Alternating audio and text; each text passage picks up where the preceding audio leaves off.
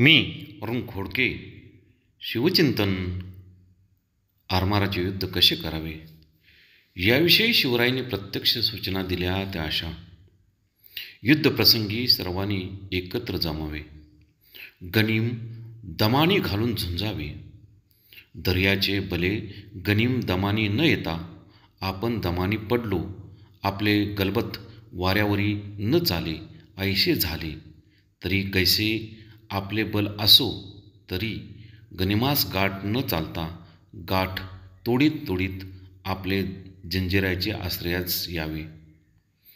तरंडियास व लोकास सर्वथा दगा होऊ देऊ नये.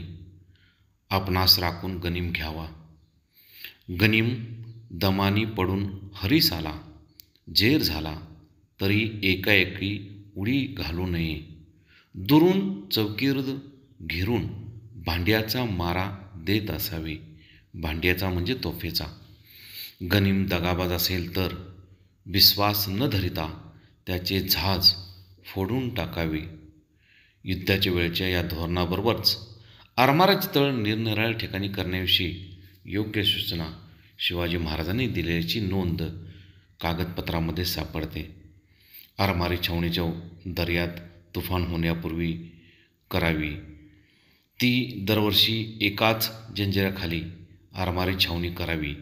ती उघड्यावरती करू नये असे सूचना शिवरायांनी दिल्याची नोंद कागदपत्रामध्ये सापडते. बहुत काय बोलणे.